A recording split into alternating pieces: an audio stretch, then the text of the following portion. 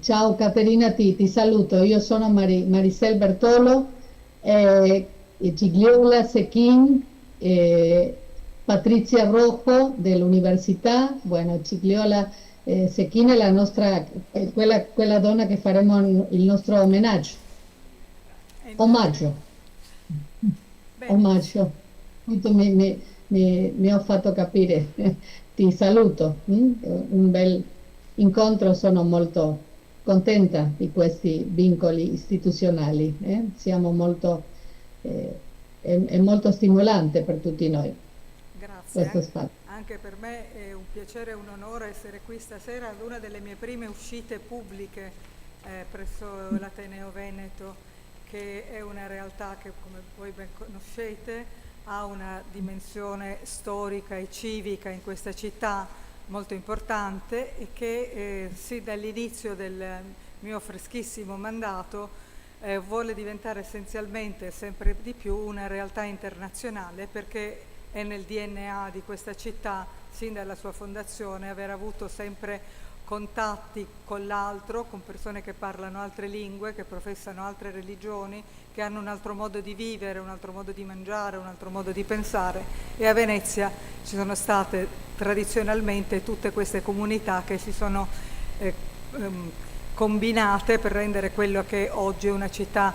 unica al mondo. È particolarmente importante per l'Ateneo quindi puntare sulla dimensione internazionale. Sono molto felice che Nadia Filippini e la past president qui accanto a me abbiano incoraggiato una convenzione proprio per stimolare questo tipo di rapporti anche con l'altra metà del mondo, dall'altra parte del mondo. Io che ho avuto l'esperienza di prorettrice alla terza missione all'Università Ca' Foscari di Venezia, ho collaborato molte in più occasioni con l'Archivio Scritture e Scrittrici Migranti, quindi le tematiche che voi trattate sono per me, non dico conosciute, però ho già affrontate in varie occasioni, e quindi sono molto felice che anche l'Ateneo Veneto si apra ad un dialogo con il mondo dell'America Latina e soprattutto con l'Argentina. Quindi auguro a questo convegno il migliore successo. È un primo esperimento, si diceva stasera, ma speriamo che sia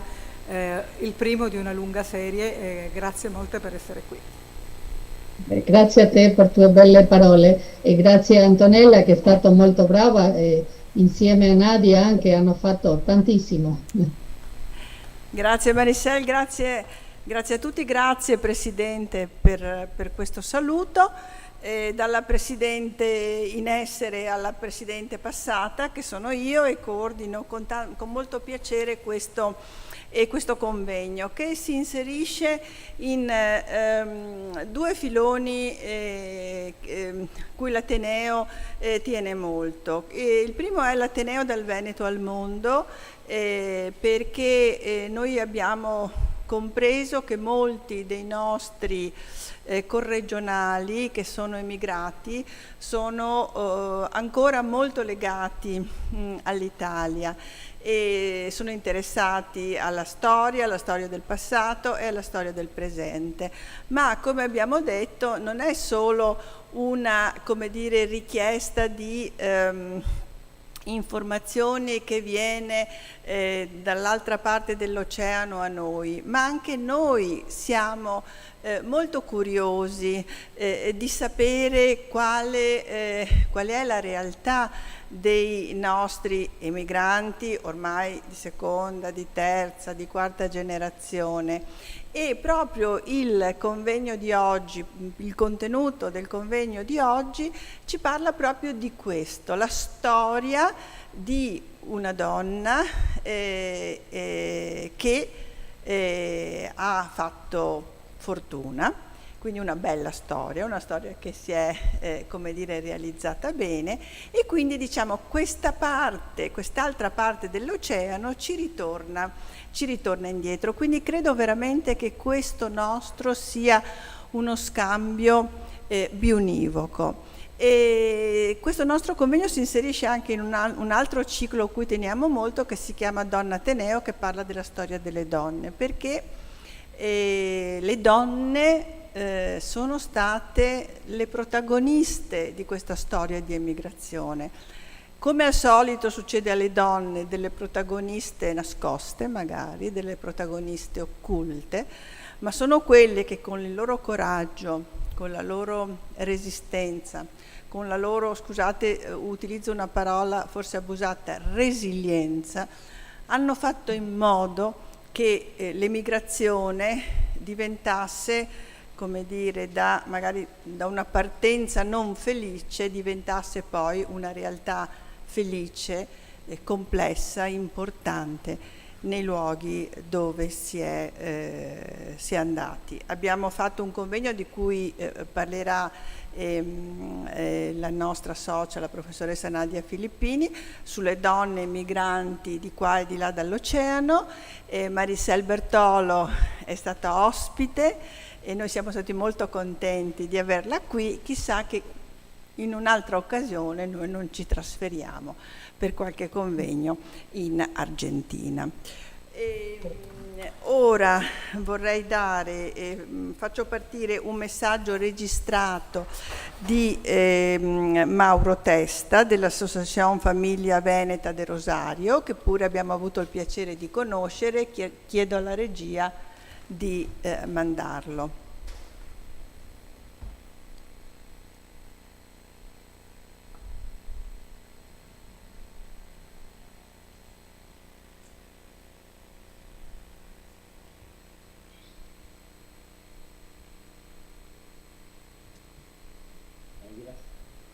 Cari amici, innanzitutto desidero rivolgere un caloroso saluto istituzionale a tutte le autorità e i partecipanti presenti, la Presidenta dell'Ateneo Veneto, Caterina Carpinato, la Professoressa Nadia Maria Filippini, la Past President, Antonella Magaraggia, e i rappresentanti dell'Università Nazionale di Rosario, la nostra Marisel Bertolo, e naturalmente la nostra carissima Gigliola Zecchin Canela. Un ringraziamento speciale va all'Ateneo Veneto, con cui la nostra associazione Veneta di Rosario ha avuto il privilegio di collaborare in diverse iniziative culturali e di formazione. Queste attività hanno dimostrato quanto sia vivo e fertile il dialogo tra le nostre istituzioni e quanto sia importante continuare a costruire ponti di conoscenza e amicizia. È per me un grande onore, come Presidente dell'Associazione Veneta di Rosario, portare la voce della nostra comunità in questa occasione speciale, dedicata appunto a Canela. La sua storia è la storia di tante famiglie venete che hanno lasciato la loro terra per cercare un futuro in Argentina. È la storia di una bambina che, avendo 9 anni, ha lasciato nel 1952 la sua terra d'origine e ha attraversato l'oceano con la sua famiglia, portando con sé radici profonde e un bagaglio di speranze, diventando una scrittrice, giornalista, conduttrice televisiva e soprattutto una voce molto autorevole e importante, capace di raccontare il mondo con occhi attenti e cuore aperto. Che il suo esempio continui a ispirarci, ricordandoci che le radici non sono un peso, ma una forza che ci sostiene e ci guida. Grazie a tutti e buon lavoro questa sera.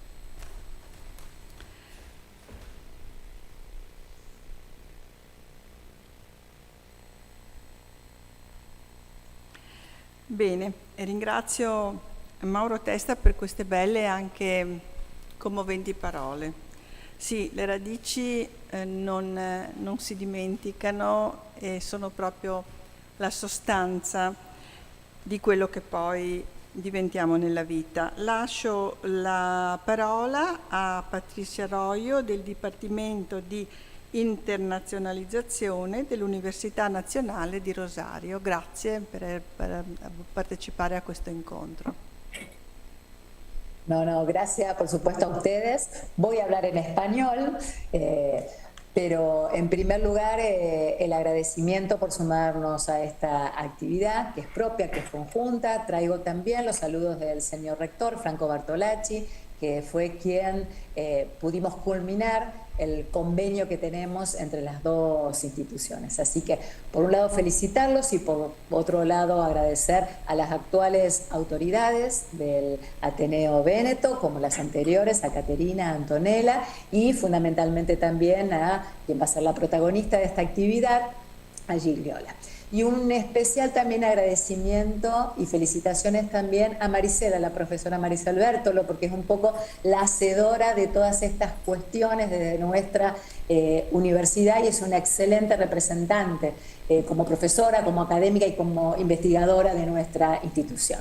Así que un poco el agradecimiento a todos ustedes y quisiera mencionar la importancia que es para nuestra universidad, para nuestra institución, tener este tipo de vínculos que se materializaron de alguna manera con la firma del convenio que hicimos en el año 2025 entre la universidad y el Ateneo Véneto, pero que más allá de esa formalidad, eso lo que mostró o viene demostrando es una serie de trabajos conjuntos que se vienen haciendo en forma continua de los académicos e investigadores de nuestra universidad también. Se materializa en un convenio, pero es un poco la manifestación del interés y de la voluntad de seguir trabajando en esto para consolidar ya lo trabajado, pero también, y en referencia a lo que seguramente vendrá ahora a continuación con la presentación del libro, esto de seguir tendiendo puentes, seguir realizando acciones que vinculen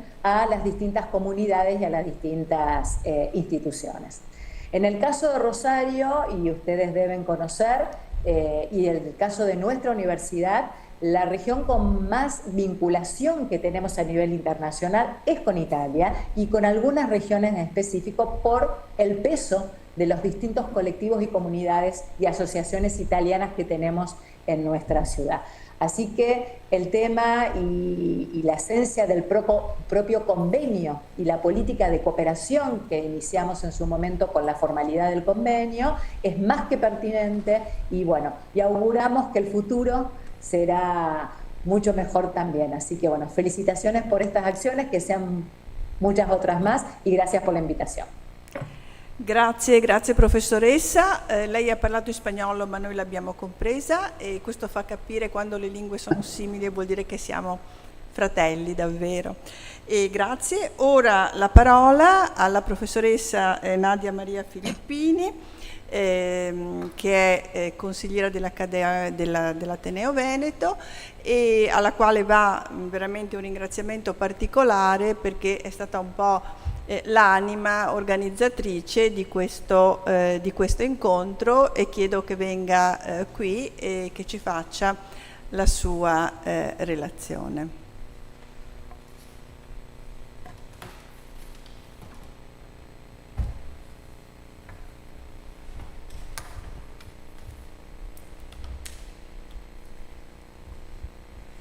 Buonasera a tutti, saluto innanzitutto gli amici e le amiche di Rosario che oggi sono qui con noi e in particolare Marisela Bertolo che ha lanciato questa idea che abbiamo colto tutti molto volentieri, devo dire, e che per noi rappresenta davvero una continuità importante rispetto al convegno che abbiamo organizzato lo scorso anno.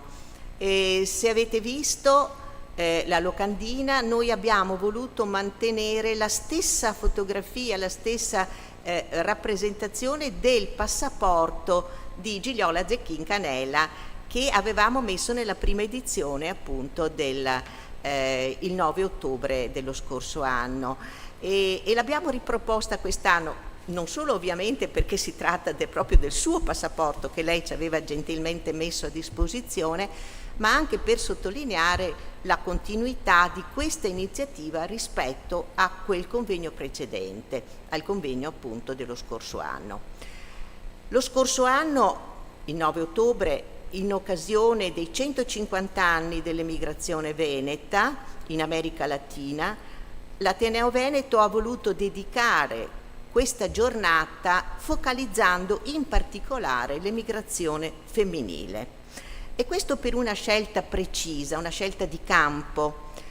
Innanzitutto per come dire, perché la storiografia inizialmente aveva assolutamente trascurato questa presenza delle donne nell'emigrazione. I primi studi sull'emigrazione erano studi, come dire, che avvenivano in maniera molto generale, spesso in maniera neutra, senza considerare la prospettiva di genere, ma molto spesso focalizzando invece quella che era l'esperienza maschile. Ecco, le nuove frontiere invece della storia delle donne, della storia di genere, ci porta ad una prospettiva diversa, che è una prospettiva che appunto focalizza, mostra e mette in evidenza la presenza delle donne anche in questo importantissimo fenomeno, che è stato un fenomeno, parliamo di milioni e milioni di emigrati, 5 milioni nella prima ondata, quella dal 1876 fino al 1900, addirittura 8 milioni di emigrati in America Latina nella seconda ondata, appunto dal 1900 al 1915, e quindi un fenomeno di enorme portata che non si è arrestato, però appunto è stato poi un po', come dire, si è affievolito durante le guerre, ma che poi è ripreso appunto negli anni 50-60, perché ancora l'Italia era un paese molto povero, di forte immigrazione. Quindi stiamo parlando di qualche cosa di molto importante, di un fenomeno storico che è stato molto analizzato e che per fortuna, ripeto adesso, è anche analizzato all'interno di una prospettiva appunto di genere. E il primo convegno l'abbiamo voluto titolare di Donne venete di qua e di là dell'oceano, e anche questa non era stata una scelta casuale, perché noi volevamo focalizzare, come abbiamo, credo, siamo riusciti a fare, non solo l'esperienza di partenza delle donne, quindi non solo quella che è stata la scelta di un sradicamento, che spesso è anche un sradicamento molto faticoso, doloroso, che richiede anche molto coraggio, ma anche quello che è stato il punto di arrivo, quindi quello che è stato il radicamento e soprattutto quello che è stato l'importante contributo che le donne hanno dato alla costruzione di quella che noi abbiamo chiamato e ripreso appunto come termine di una cultura condivisa tra due mondi. Ecco, questo diciamo è proprio questa prospettiva. Ecco perché l'iniziativa di oggi veramente si collega con questa più ampia visione che noi volevamo dare del fenomeno dell'emigrazione, non solo appunto le motivazioni storiche, le cause della partenza, ma anche quello che succede dopo all'arrivo. E abbiamo cercato insomma anche di mettere in luce, di analizzare questa storia non all'interno di una prospettiva vittimistica, che è stata forse, come dire, uno dei primi tratti molto superati della storia delle donne, ma anche mettendo in luce quella che è stata invece l'agency delle donne, il coraggio delle donne, il contributo che le donne hanno dato poi non solo alla costruzione di queste colonie, ma alla costruzione della società, di una società multietnica, ecco, di una società molto sfaccettata. E questo, devo dire, è venuto anche molto bene in luce nel convegno Storie di donne che partono con le famiglie, ma storie anche di donne che partono sole. Per esempio, questo è un aspetto assai meno analizzato, meno messo in luce, perché di solito si pensa sempre alla donna all'interno di una famiglia, ma invece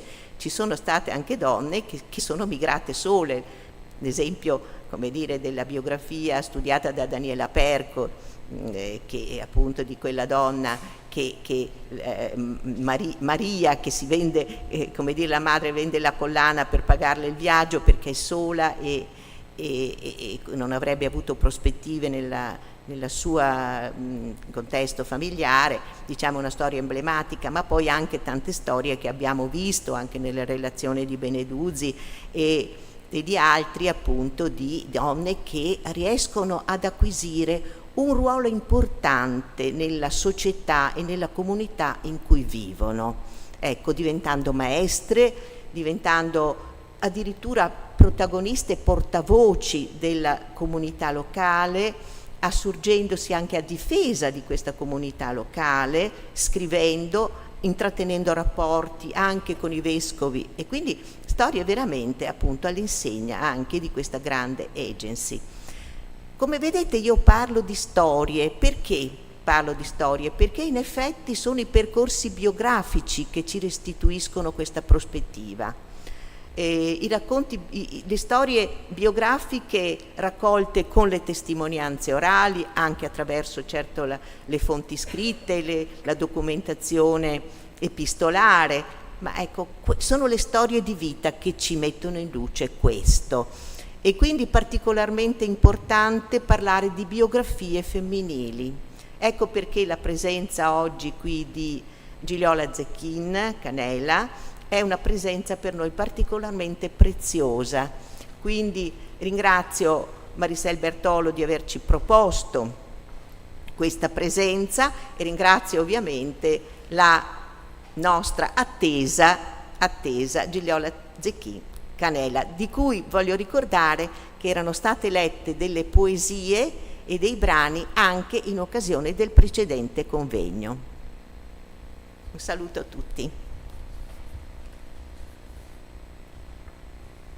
Grazie Nadia, sempre attiva, è una importante storica, è una storica della storia delle donne, scusate il bisticcio, sempre molto documentata e appassionata. Marisel, a te la parola. Benissimo, grazie mille a tutti, tutte per le belle parole, molto, molto generose. Vi prego, mi scusi se non mi faccio capire, tenterò di leggere in italiano, qualcosa mi dicono, per piacere. In primo posto voglio ringraziare all'Ateneo Veneto e alla sua attuale presidente Caterina Carpinato e in modo speciale a Antonella Magaraccia e a Nadia Maria Filippini per l'organizzazione di questo incontro che ci permette di dar continuità agli scambi che stiamo portando avanti, contribuendo allo stesso tempo a rafforzare i legami tra diverse istituzioni coinvolte. Naturalmente ringrazio anche l'accompagnamento istituzionale dell'Università Nazionale di Rosario e dell'Associazione Famiglia Veneta di Rosario. In questo intervento mi concentrerò sull'analisi di alcuni aspetti della storia migratoria e lavorativa di Gigliola Zecchin Canela e metterò in evidenza alcune peculiarità di uno dei suoi ultimi libri, Attraversare il mare, pubblicato nel 2025 in Italia e in Argentina. In Argentina il titolo è La niña che no vio los besos. Al termine farò alcune domande all'autrice.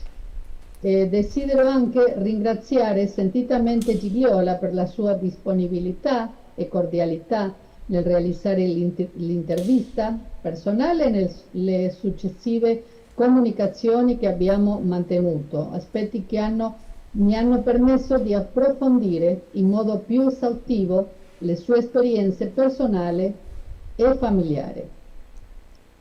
A modo di sintesi del suo percorso professionale, che davvero è vastissimo e molto diversificato, ha svolto una intensa attività come giornalista, scrittrice ed editrice. Ha avuto una partecipazione molto attiva in radio e televisione, in programmi che sono diventati dei classici della TV. È stata premiata in diverse occasioni con i premi Martín Fierro e Conex, i più importanti in Argentina, in riconoscimento della sua carriera in radio e televisione. Si è ritirata nel 2019 per dedicarsi esclusivamente alla scrittura. Nella sua produzione scritta il campo più prolifico è la letteratura per l'infanzia e l'adolescenza. Come autrice ha pubblicato più di 45 libri. Come editrice ha creato il Dipartimento di Letteratura per Bambini e Ragazzi presso la casa editrice sudamericana. Il libro La niña che non vio los besos, come si chiama in Argentina, la bambina che non vide i baci, a cui faremo riferimento in questa occasione, è già alla sua terza edizione in Argentina.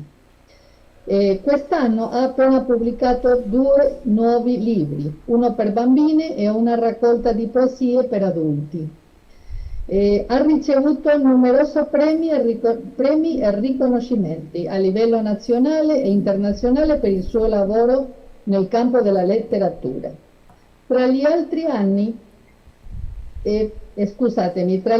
ha vinto 2 volte il premio White Ravens, conferito dalla Biblioteca Internazionale di Munich alle opere di rilievo della letteratura per l'infanzia e l'adolescenza. Nel 2023 ha ricevuto il più importante riconoscimento della Liga per il suo romanzo La Hoguera, opera che è stata inoltre selezionata come testo rappresentativo della letteratura argentina per bambini e ragazzi per essere inserita nella lista d'onore del IBI. È stata nominata personalità di rilievo della cultura dal Consiglio legislativo della città di Buenos Aires e dichiarata ospite d'onore della città di Rosario dal Consiglio comunale. Nominata Cavaliere della Repubblica Italiana per il suo notevole contributo alla cultura. In Italia ha ricevuto il riconoscimento Vicentini nel mondo e il premio Pigafetta in occasione del 500 anniversario del viaggio di Magallanes intorno al mondo. Come si è svolto il processo di immigrazione? Dal punto di vista degli eventi accaduti in Argentina, potremmo dire che il fenomeno dell'immigrazione ad oltremare permette di ricostruire una parte molto importante della sua storia e della sua identità come nazione. L'anno 1880, che coincide con il consolidamento dello Stato nazionale e la definitiva centralizzazione del potere politico, segna l'inizio di un lungo periodo in cui l'immigrazione di massa fu la nota dominante. Tra quella data e il 1914 l'Argentina registrò una vera e propria ondata migratoria. Gli italiani rappresentavano la percentuale maggiore, circa la metà del totale degli immigranti. Questo processo fu il corollario di uno sviluppo economico che aveva come motore centrale la produzione agricola destinata all'esportazione, un'ampia rete di trasporti e porti e un incipiente sviluppo industriale. La sua implementazione richiese contingenti crescenti di manodopera straniera, in correlazione con l'esistenza di una popolazione di origine autoctona molto esigua. La decisione di emigrare, presa da uomini e donne, è solitamente determinata da una serie di fattori combinati, definiti sia nei luoghi di origine che in quelli di destinazione, legati a ragioni economiche, politiche, sociali. Fattori che tendono ad assumere un significato diverso con il passare del tempo. Gigliola emigrò nel 1952 insieme alla sua famiglia in Argentina, quando aveva 9 anni. L'esperienza della famiglia Secchín testimonia l'esistenza di legami familiari che hanno avuto un ruolo cruciale nel concreto processo di immigrazione. In altre parole, emigrarono rispondendo alla chiamata dei parenti. Sono stati ospitati nelle loro stesse case e integrati lavorativamente nell'impresa familiare già in attività. Senza dubbio, l'esistenza di questa rete ha contribuito a facilitare il processo di integrazione in una società plurale come quella argentina.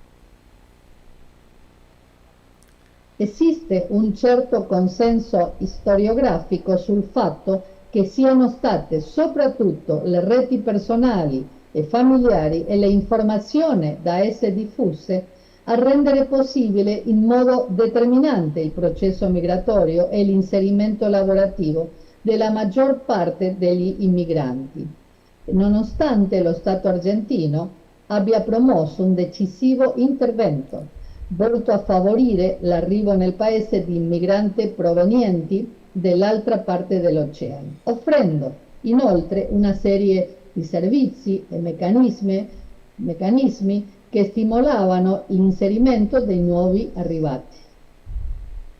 La madre di Gigliola ebbe un ruolo attivo nella decisione di emigrare e nella gestione delle finanze familiari. Il padre era già morto in Italia e alcuni anni dopo il loro arrivo nel paese la famiglia ottenne l'indipendenza economica. La madre ebbe un ruolo determinante nell'avvio di una nuova attività nel settore alberghiero, a conduzione familiare e nella provincia di Cordova, che riprendeva le stesse attività che avevano svolto in Italia. Nei commenti dell'autrice è emersa chiaramente la sua decisione di affrontare in modo precoce e attivo il processo di adattamento alla nuova società. Sebbene abbia anche lasciato intravedere gli ostacoli e le sfide che ciò ha comportato, e anche se ha affermato di aver raggiunto una piena integrazione, i ricordi, le incertezze e il senso di sradicamento hanno accompagnato gran parte della sua esperienza di vita, in modo molto più marcato durante l'infanzia e la giovinezza. In sintesi, ho potuto constatare una tensione permanente tra i sentimenti di nostalgia e la necessità di adattarsi e integrarsi nella nuova realtà. A un certo punto dell'intervista ha menzionato l'incompletezza che ha caratterizzato la sua vita e la perdita di identità che si è riflessa nel cambiamento di lingua, di scuola, di geografia. Allo stesso tempo ha affermato: ho compensato quei bisogni con la forza di volontà. Il tema dell'identità riveste una particolare complessità. Gli immigranti vivono spesso una realtà fatta di identità instabili, mutevoli, in un processo di continua ridefinizione, come riflesso dell'esperienza della diaspora. Inoltre, sottolineare un'altra particolarità di questa storia personale, la sua precoce e ferma decisione di indipendenza, sia sul piano personale che professionale. Gigliola inizia a vivere da sola a 16 anni e riesce a inserirsi in lavori molto diversi, studio di architettura, fabbrica automobilistica tra gli altri, che le permettono di garantirsi un reddito proprio. Grazie ai suoi legami con l'università e la letteratura, a 20 anni inizia a lavorare in televisione. Questo impiego le permette di mettere da parte i soldi necessari per andare in Italia e ritrovare i suoi fratelli e conoscere i suoi nipoti, sostenendo attivamente le reti familiari che si era costruita. Nei suoi interventi pubblici ha sempre dato grande rilievo alla sua condizione di emigrante e alla trasmissione delle tradizioni e dei costumi dell'italianità, con particolare attenzione alla regione veneta. Allo stesso tempo ha costruito nuovi legami internazionali che ci sono tradotti in premi, partecipazioni e pubblicazioni. La decisione di continuare a lavorare per tutta la vita e fino ad oggi, anche se dopo il matrimonio non aveva più necessità dal punto di vista economico, denota una certa singolarità. In parte potrebbe essere interpretata nel contesto storico degli anni 60 e 70 in Argentina, caratterizzati da una crescente partecipazione delle donne al mercato del lavoro, e ai percorsi di formazione universitaria. Comunque, all'epoca era ancora una pratica piuttosto diffusa che le donne lavorassero finché erano single e lasciassero il lavoro dopo il matrimonio e l'arrivo dei figli. Gigliola ne ha avuti 4 figli. Questo era ancora più frequente negli strati sociali benestanti, come nel caso del suo ambiente familiare. In sintesi, potremmo dire che Gigliola riuscì a implementare alcune strategie personali che le permisero di mettere in discussione i discorsi e le rappresentazioni sociali dominanti, che legavano in modo indissolubile la condizione femminile alla sfera domestica. Cosa permette di capire la lettura di questo libro? Per addentrarmi nelle diverse dimensioni delle sue esperienze personali, questo libro ha costituito una fonte di analisi rilevante, poiché l'autrice ricostruisce la propria esperienza migratoria personale e familiare. In questo senso desidero sottolineare i preziosi contributi che la narrativa letteraria apporta all'analisi storica, in quanto riflette con maggiore chiarezza la dimensione delle emozioni e dei sentimenti nella vita sociale. Come aneddoto, quando si è trattato di definire i contenuti della sua biografia nella locandina, l'insistenza dell'autrice affinché figurasse il titolo del suo libro ha dato luogo ad alcuni scambi tra noi, che mi hanno permesso di comprendere più a fondo la sua visione e i suoi sentimenti. Mi ha raccontato che grazie al successo editoriale di questo libro è riuscita a creare un altro tipo di contatto con le persone, con il mondo, diciamo, diverso da quello che già aveva grazie al suo lavoro in televisione e ai suoi legami con il mondo della cultura. Nelle sue stesse parole, questa esperienza e il riconoscimento che ne è derivato mi hanno permesso, ha detto Canela, mi hanno permesso di chiudere un ciclo e di sentire di aver ottenuto un riconoscimento più importante di qualsiasi altro premio. Per me questo libro rappresenta simbolicamente una sintesi di ciò che sono. De nuevo, el título in spagnolo, La niña que no vio los besos, racconta una storia familiare davvero commovente. L'autrice recupera i ricordi della sua infanzia nell'Italia della Seconda Guerra Mondiale, estendendosi alla dopoguerra e alle prime esperienze a partire dall'arrivo in Argentina. Il libro è scritto molto bene, la lettura è agile e fluida, utilizza un vocabolario d'epoca molto ricco, è accompagnato da continui riferimenti al contesto storico e patrimoniale, ai costumi, ai comportamenti e alle tradizioni. Inoltre, in alcuni passaggi del suo scritto incorpora il dialetto veneto, recuperando così una parte importante del patrimonio culturale della regione. L'autrice si espressa in prima e terza persona, fa costante riferimento alla bambina. Da questa prospettiva i ricordi della sua infanzia costituiscono il punto di partenza che le permette costruire con grande abilità un intreccio che combina finzione e autobiografia. La donna che oggi si ritrova in questo costante esercizio di memoria. Come ha sottolineato Gigliola, la memoria si costruisce con immagini confuse che crescono con la scrittura. Un esercizio che le ha permesso di recuperare esperienze intime della sua infanzia e anche ferite profonde, che è riuscita a tradurre in parole. Ciò che mi ha colpito di più del libro sono state le scene che descrivono il forte legame affettivo che la univa a sua madre e a tutta la sua famiglia. Allo stesso tempo si riflette il ruolo centrale che la figura materna ha svolto sul piano personale e familiare e nello stesso processo migratorio. È facile immaginare che quella eredità di donna forte, determinata e autonoma sia stata una fonte di ispirazione nel suo percorso di vita e di lavoro. Scusa Marisel, dobbiamo un po' contenere i tempi perché la protagonista è la nostra Canela. Non so se vuoi, non so quanto manchi alla fine della tua relazione.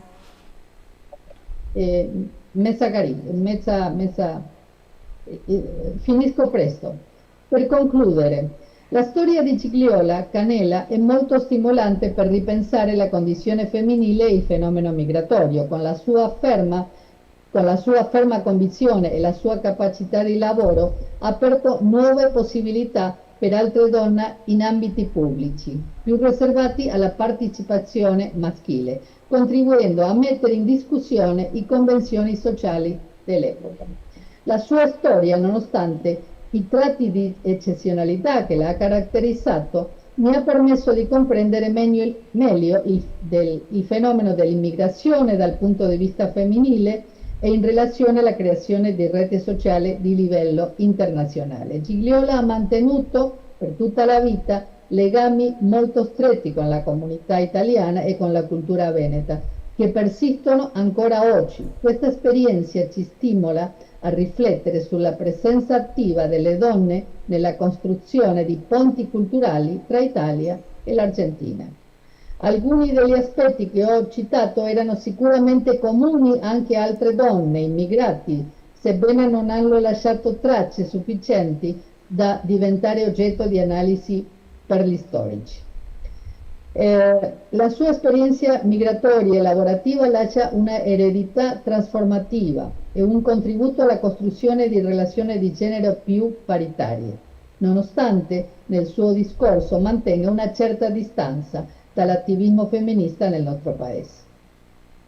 Le storie contenute in questo libro riflettono anche quelle di altre famiglie che nell'Italia della Seconda Guerra Mondiale hanno dovuto affrontare incertezze, pericoli, povertà e vulnerabilità e che sono state spinte a sfidare i limiti del possibile, trasformando per sempre le loro esperienze di vita. Questo difficile contesto è stato al centro della decisione della famiglia Sechin di emigrare in un altro paese, come tentativo di cercare una nuova opportunità. Insomma, questa serie di riflessioni intende apportare nuovi elementi all'analisi con l'obiettivo di rivedere una certa visione storiografica dell'immigrazione e del lavoro maggiormente centrata sulle figure maschili e sulle loro presenza dominante nel processo migratorio. Una prospettiva che elude l'azione autonoma delle donne e il loro intervento attivo in diversi ambiti della sfera pubblica, sia nel passato che nel presente. E adesso ho alcune delle domande, ma voi mi direte cosa faccio. Lo lascio così? Fai le domande. Grazie Marisel per questo affresco che ci hai dato sull'emigrazione. Prego, fai le domande, poi ne faremo anche noi. Benissimo. Chi sono stati, Gigliola, quali sono stati i fattori, anche le persone che hanno favorito la tua esperienza di integrazione così fruttuosa nel mondo del lavoro? Quali sono state le principali difficoltà e barriere che hai dovuto affrontare? E un'altra, dato che la memoria è sempre frammentaria, selettiva e conserva solo alcune tracce delle nostre esperienze personali, ti chiedo, in che misura queste storie sono vere? Se sono vere, sei riuscita a recuperare quelle esperienze? Attraverso quali esercizi di memoria? E ho un'altra ma però la lasceremo più avanti. Grazie a tutti. Prego, allora Gigliola Zecchin, grazie per essere qui presente con noi e ti ascoltiamo volentieri.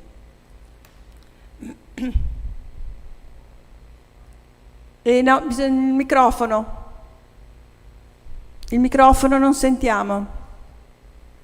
Sta muteada, Gigliola. Ecco, era mutato, non so perché. Ecco, dico questo. Una domanda che mi hanno fatto con tanta... In primo luogo devo dire che il libro è stato editato in Italia. In Italia si chiama Attraversare il mare e voi mi potete questionare questo diverso titolo. È perché prima si è decisa l'edizione italiana e per me dire attraversare il mare in mesi di emigranti, no? Soprattutto perché si emigrava attraverso il mare. Allora, in questo libro che qui ha avuto, non voglio parlare di successo, è stato letto da molta gente. La domanda centrale è: ma questo che racconti è vero o no?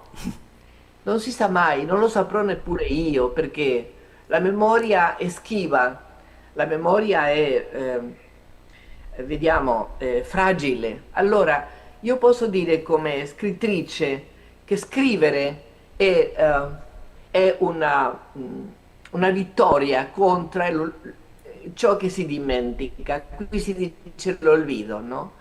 Allora, io ho cercato, e mi rendo conto adesso, da tantissimi anni, dalla prima volta che sono andata in Italia, di parlare con i fratelli che sono rimasti in Italia, con gli zii, con le zie, sorelle, fratelli di mia madre. E ho incominciato a copiare informazione perché ero molto curiosa e volevo sapere perché eravamo partiti, perché si cercava un'altra patria. E non ho trovato mai la risposta sul serio. L'ho cercata io, no? Con la mia esperienza. Credo che sono stata fortunata perché grazie all'emigrazione io ho conquistato, io dico che l'America non è stata scoperta da Cristoforo Colombo, ma è stata scoperta da me. Ognuno fa la sua scoperta di questa America che è molto diversa dall'Italia e allo stesso tempo nelle radici culturali ha la presenza dell'Italia. Allora, rispondendo, io ho lavorato con la mia memoria, con tutto ciò che mi hanno raccontato, senza sapere che un giorno, e l'ho fatto in pandemia, mi metterei a scrivere il libro, no? Allora, le aneddote centrali sono tutte aneddoti mie, ma per esempio i primi capitoli io parlo di mia nonna, parlo di mio padre, per esempio parlo dell'iniziazione sessuale di mio padre.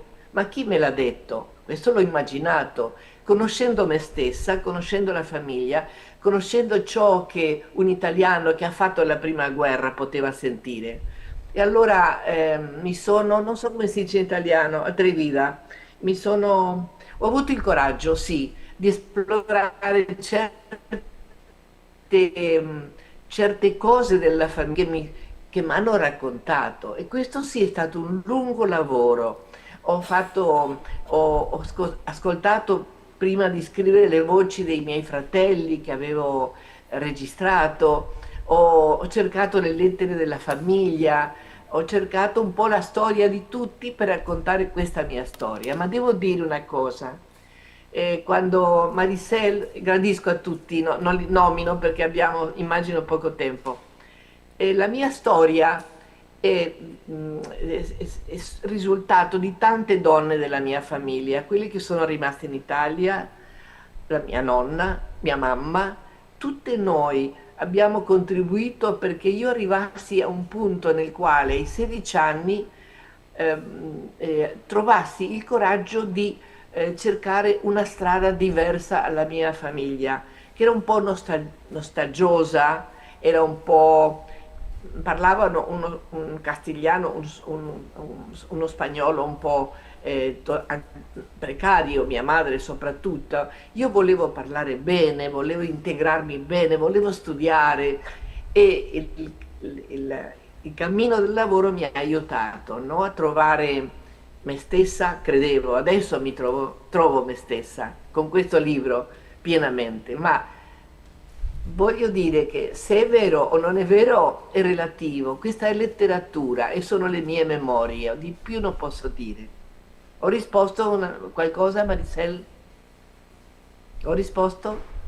Mi hai risposto molto bene. Questo abbiamo avuto un dialogo lungo su questi tema Sì, di come hai scritto, come hai fatto questo esercizio di memoria. Penso che la situazione di riesco estremo della seconda guerra probabilmente hanno contribuito a guardare più le immagini di sì, tanti sì. Voglio aneddoti. dire che sono memoriosa. Mi piace tanto pensare nel passato e soprattutto con questo lavoro ho cercato di ricostruire le ragioni, i pensieri, perché se siamo fuggiti dall'Italia,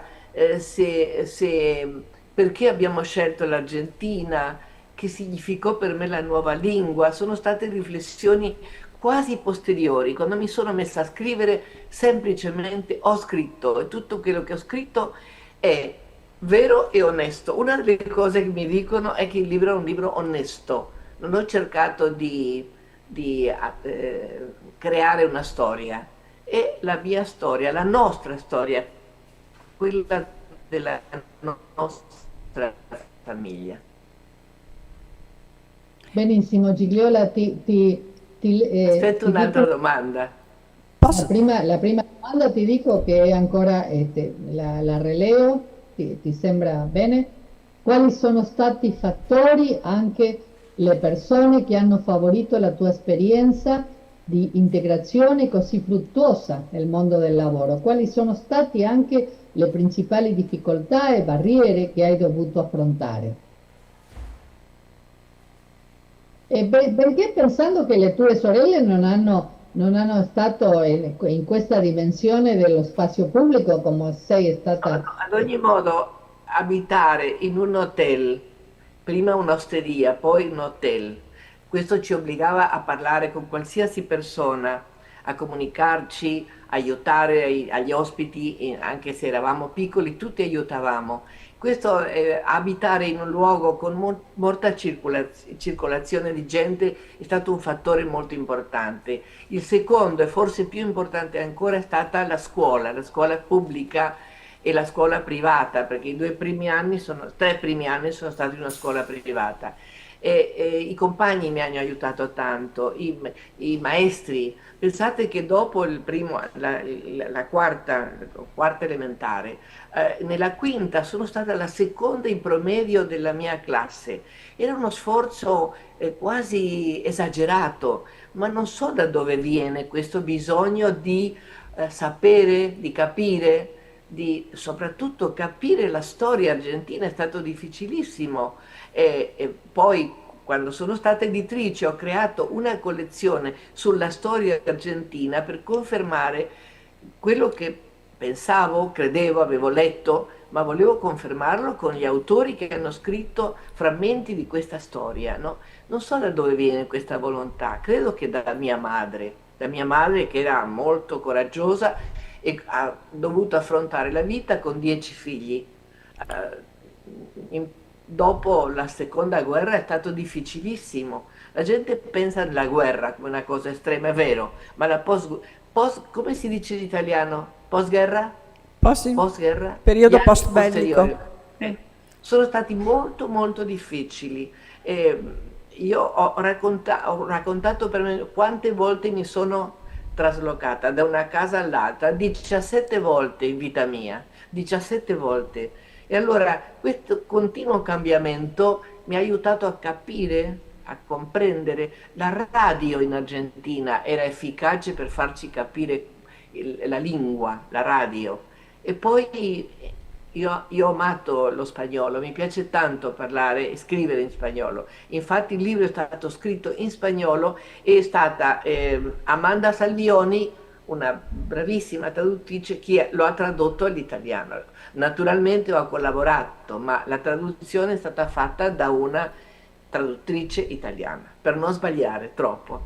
E anche c'è stata una specialista, una dialettologa, no? Sette Città, che è stata l'editoriale che ha... voglio nominare a Antonella Cancellier, che ha curato specialmente il dialetto, con un dialettologo, e poi a Marisa Martinez Persico, che lavora con persone che sono nate in una cultura hanno linguaggio e cultura materna e un linguaggio e cultura del paese che si adotta, in questo caso l'Argentina. E posso fare una domanda Sì. a Gigliola? Intanto grazie per quanto ci hai detto. Allora, il problema dell'emigrazione e il problema dell'integrazione è un problema tuttora esistente in qualsiasi parte del mondo, ovviamente con caratteristiche diverse. E tu prima hai detto che avevi molta voglia di integrarti, no? E questo non è forse di tutte le persone che emigrano, alcuni vogliono integrarsi, forse altri no. E poi c'è anche la popolazione locale che a volte vuole integrare e a volte no. Allora, ti chiedevo qual è stata non solo la tua esperienza personale, ma anche quella di tante altre persone, sia, voglio dire, di chi emigra, sia del migrante, sia di chi accoglie o non accoglie il migrante. Perché è stato un fenomeno enorme, forse che noi abbiamo anche dimenticato, e che forse si potrebbe dare anche degli strumenti utili per capire come agire con le emigrazioni attuali. Non lo so, dovrei pensarci un po', ma voglio dire questo. In Argentina, non so in altri paesi di Latino America, gli italiani avevano, si sapeva che l'italiano lavorava tanto, si sapeva che l'italiano voleva ricostruire la sua vita e questo ha favorito, non so se lo dico bene, l'integrazione. Io in Argentina come italiana non mi sono mai sentita discriminata, ma mai, al contrario, no? C'era molto affetto verso gli italiani, ma credo che questo non è stato sempre così. Al principio, quando venivano in stato di vera povertà, quando non avevano neppure, c'erano italiani che sono venuti e non sapevano leggere né scrivere, è stato più difficile, ma la forza del lavoro, la forza della volontà e poi questo che si porta dall'Italia, la cultura italiana che è tanto variata e tanto ricca, ci ha messo in condizioni, non dico di privilegio, ma in condizioni di poter lottare per riconquistare una situazione economica di stabilità. E poi ci sono stati tantissimi italiani che hanno andato nella scala sociale, hanno potuto salire e dedicarsi alla politica, all'industria, eccetera. Si può dire che questo è eccezionale, ma in generale l'immigrante italiano, almeno della generazione alla quale io appartengo, hanno trovato un'Argentina molto generosa e favorevole alla identità italiana. Grazie. Vuoi fare una domanda tu? Sì. Ciao Canela, e siamo molto contenti di questa tua presenza. C'è qualcosa che mi ha colpito anche emotivamente in quello che hai detto, quando tu dici che questo tuo libro non è solo una tua storia, ma è la storia di tutte le donne della tua famiglia, le diverse generazioni. Ecco, questo legame intergenerazionale mi sembra davvero molto importante, ecco, e anche mi sembra importante, come dire, avere consapevolezza che in fondo noi ci portiamo anche sulle spalle la storia delle nostre madri e delle nostre nonne e che questi loro percorsi di vita sono stati decisivi anche per il nostro percorso di vita. Non siamo delle isole, siamo degli arcipelaghi. Ecco, questo mi sembra un dato che voglio sottolineare. E, tornando alla tua storia, dalla tua biografia risulta che, come ci illustrava appunto Marisel prima, tu hai fatto tanti lavori, tante esperienze professionali. Ecco, anche questo mi sembra un dato molto importante e devo dire ricorrente in molte biografie femminili, non in tutte certamente, ma questa flessibilità e capacità di fare molti lavori, ecco, di sapersi muovere anche in diverse dimensioni. Questo è molto importante. E allora la mia domanda è: quali di queste esperienze lavorative che tu hai fatto ti è particolarmente cara ed è stata per te particolarmente formativa? Direi che in ogni tratto di questa strada, che quando Marisella raccontava, dico, ma parlano di me, una vita così lunga, io ho 83 anni, e così variata, com'è che ho girato? Io penso che il destino ti mette nella strada delle luci, delle lucette, no? Lucciole mi piace dire. E tu devi vedere se sei in condizioni di fare il passo che segue. Mi piace ricordare che uno dei primi lavori che ho fatto in uno studio di architettura, sono andata con il giornale sotto il braccio all'indirizzo e mi hanno offerto, hanno visto che io parlavo italiano, anche parlavo abbastanza bene inglese, capivo il francese, insomma, e poi ero disinvolta perché io ho abitato tanti anni in un hotel, bisognava essere disinvolti, no? Allora mi hanno offerto un salario, del denaro, io ho detto ma no, lamento, io non posso prendere questo lavoro perché non mi basta per mangiare, io vivo del mio lavoro. E allora ho lasciato il mio telefono e 2 giorni dopo mi parlarono e mi offrirono ciò che io avevo bisogno di guadagnare. Allora, chi mi dava questa presenza d'animo? Io credo che era mia madre è stata molto risolutiva, no? E poi forse ha mancato, nel mio caso che sono la più piccola dei 10, un po' di tenerezza, no? Anni di sfollamento, ma devo riconoscere, e la gente che legge il mio libro dice, ma è un omaggio a tua madre, questa madre, no? E questa madre è la madre italiana. Io lo riconosco, e questi scambiamenti della mia strada, pensate che sono stata 60 anni nell'ambito della televisione e la radio, però ciò che più mi piace rispondere è produrre. A me piace inventare il programma, scrivere la scaletta e poi condurre un gruppo di persone che mi aiutano a farlo. E questo ho fatto come editrice anche, avevo un equipo, non so come si dice in italiano, un gruppo di gente, a farmi responsabile di una cosa e accompagnare ad ognuno, ma il segreto è cercare sempre gente che sappia di più di me, gente che mi aiuti a imparare. E questo è stato, non dico un segreto, una cosa che ho espresso tante volte, no? Il lavoro per me ha senso se io, lavorando in una cosa nuova, imparo qualcosa. No, non ci sono più domande, mi sembra. No, è Sì. un atteggiamento molto intelligente. No, invece io avrei una domanda. Allora, tu sei la seconda generazione rispetto al migrante. Sì, è vero che sei emigrata anche tu, ma insomma eri molto piccola. Sì.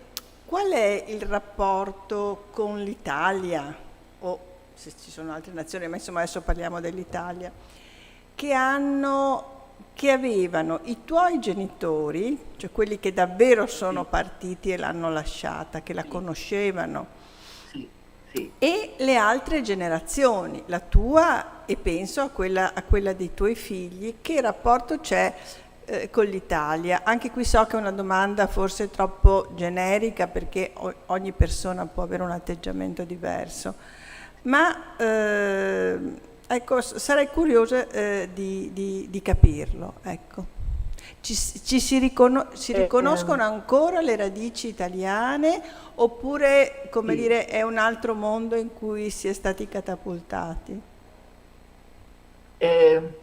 Diciamo che è un altro mondo, si vive in un altro mondo.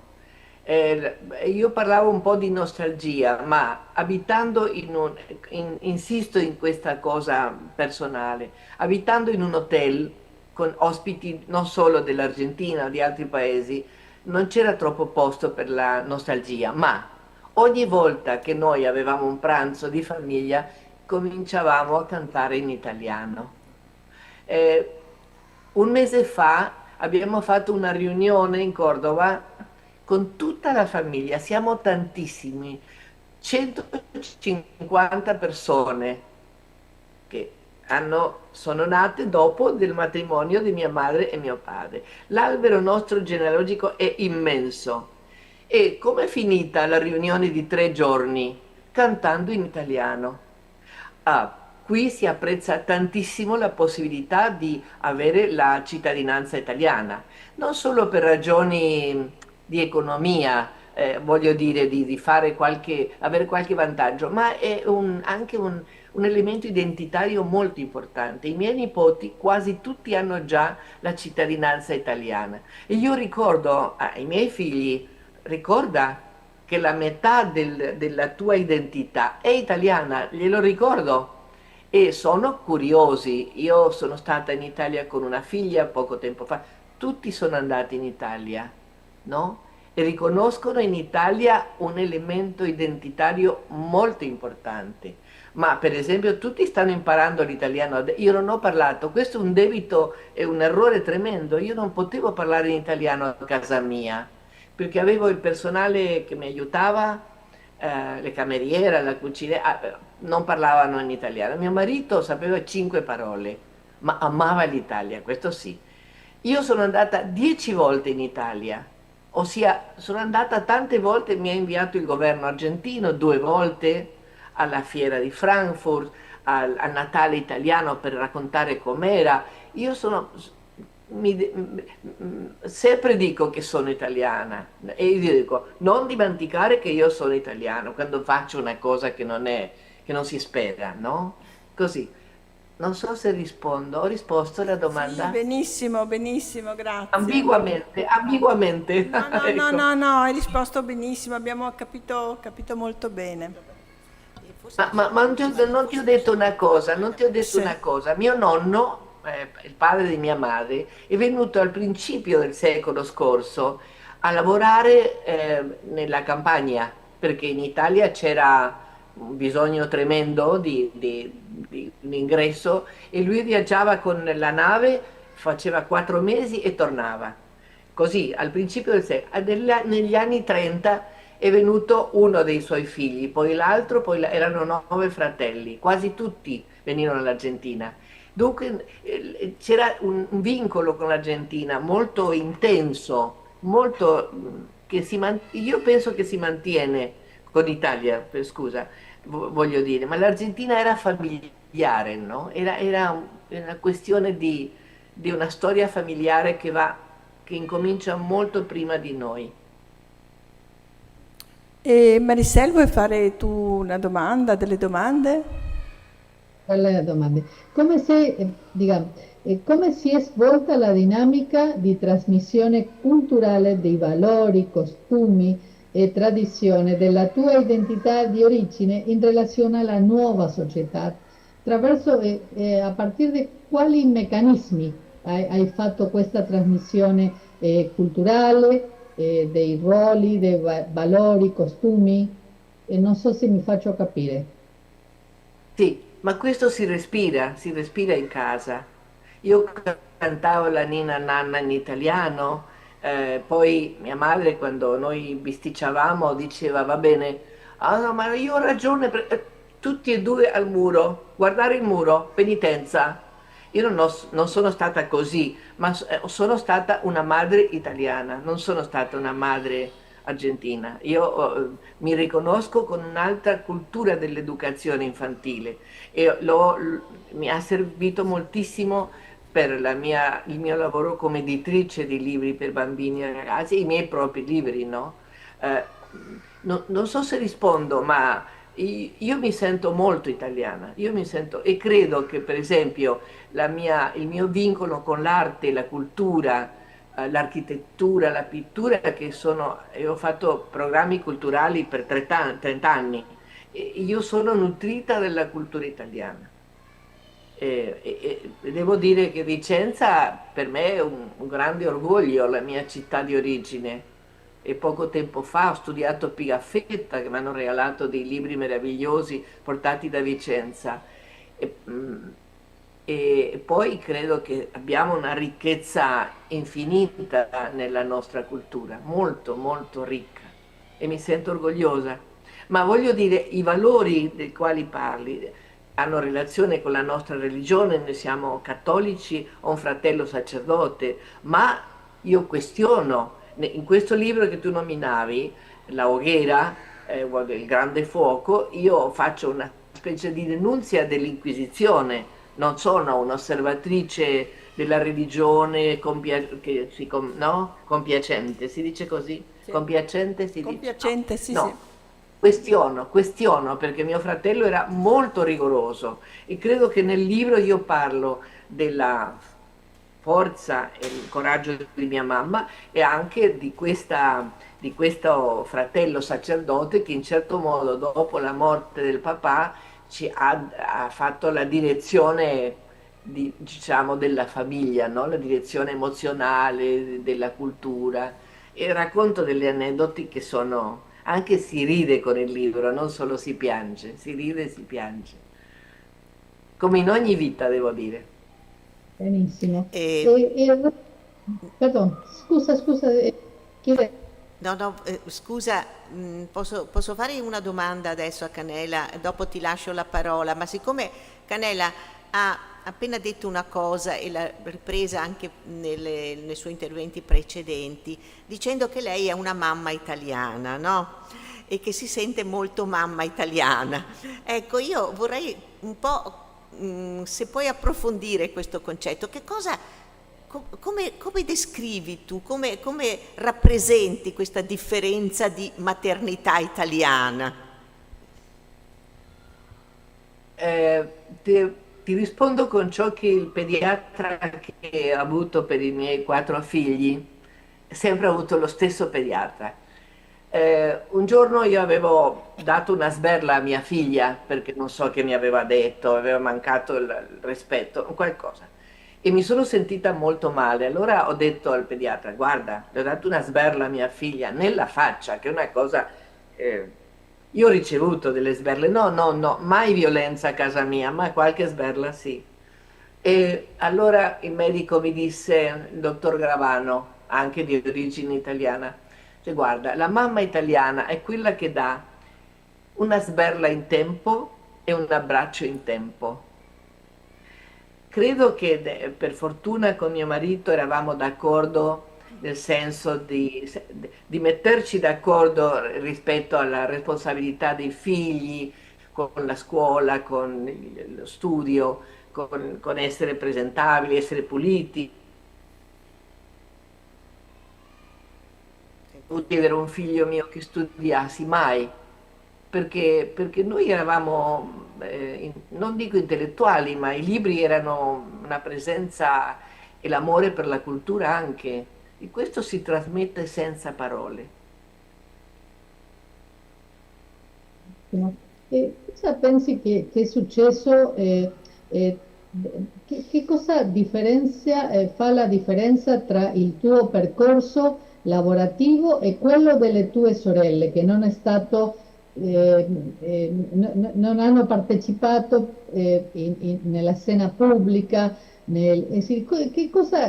che cosa pensi di differente che è successo con la tua vita, che hai fatto questo percorso tan importante lavorativo en términos de producción literaria y en términos de medios de comunicación masivos? Ya a esta altura me salen las palabras más en I fratelli che hanno vissuto la guerra nell'adolescenza sono rimasti molto colpiti da questa esperienza quando erano bambini. Noi più piccoli, quelli che hanno vissuto l'adolescenza nella guerra.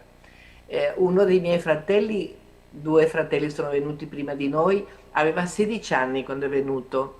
Era un musico in potenza, bravissimo, ha suonato la fisarmonica, insomma, era veramente bravo. Noi cantavamo a famiglia, avevamo un coro avevamo un coro, facevamo il teatro, i pupazzi, insomma, era una famiglia, non avevamo giocattoli, dunque bisognava creare, no? Come si viveva e si poteva ridere e avere la gioia di essere insieme.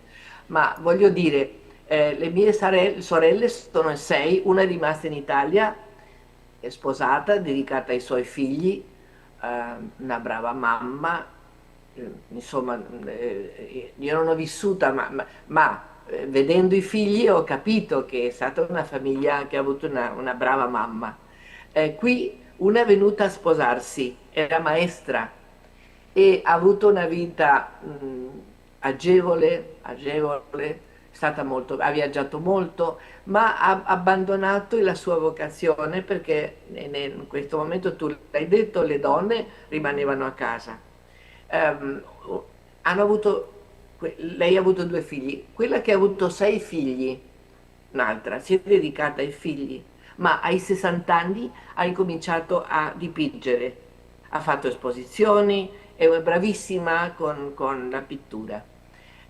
Un'altra bellissima, mia sorella Dima, è stata modello nel suo momento, ma quando si è sposata a certa età si è dedicata ai figli.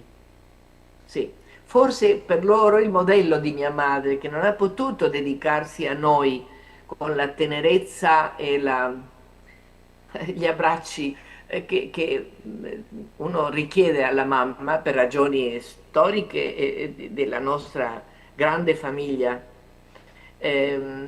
Forse quell'esperienza le ha fatto decidere: no, io voglio essere con i miei figli, dedicarmi ai miei figli. Io non sono d'accordo, se uno si dedica solo ai figli, poi la vita si fa difficile, anche in relazione con i figli.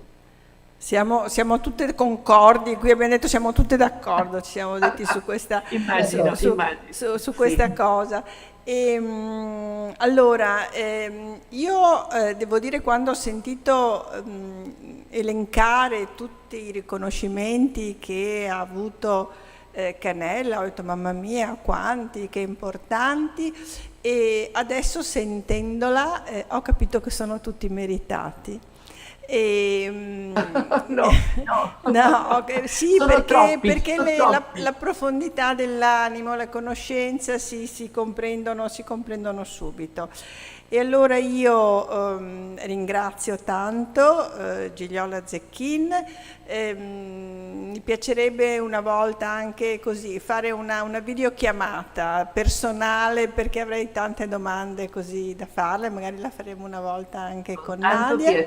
Con tanto piacere. Ecco, e ringrazio Marisel Bertolo per questo collegamento, ovviamente Nadia Ma voi mi avete domandato una cosa molto importante. Perché si chiama Canella? Ho cambiato il mio nome. Ecco, perché ho cambiato il mio nome? Non ho capito. Posso spiegarlo?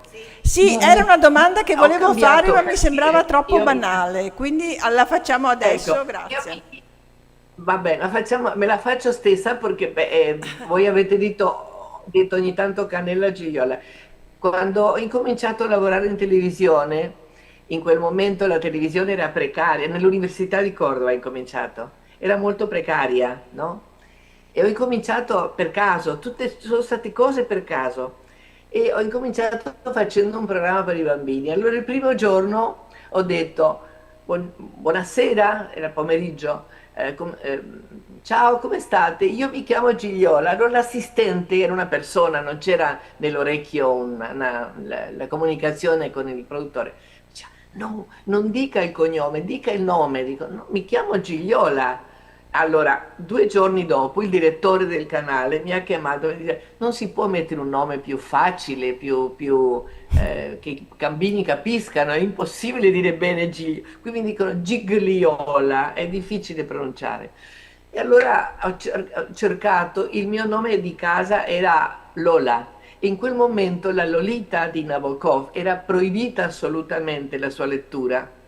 E l'associazione con Lolita era un'associazione, diciamo, viene mio fratello sacerdote a dirmi: guarda, non chiamarti Lolita perché tutti penseranno, insomma.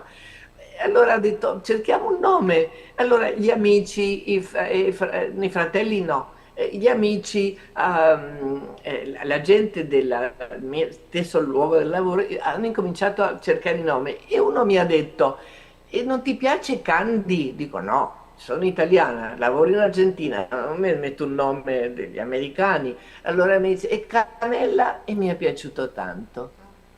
E E quindi allora mi piace perché ha un significato molteplice e insomma, mi piace. Adesso si parla tanto della salute, la cannella è buona per la salute. Ecco. bene, bene, allora chiudiamo con questa ricostruzione del nome. In Italia ancora, voglio dire, il detto e con un altro, il nome diverso insomma dal patronimico ufficiale è ancora importante. Allora, tante grazie a Cannella e speriamo in prossime occasioni di incontro. Ciao a tutti, ciao ciao. Io non ho detto i vostri nomi, grazie, grazie Maricel, a tutti, grazie. Grazie, grazie, ciao, ciao, ciao, Grazie, ciao. grazie all'Associazione Veneta, grazie, grazie, grazie. tutti.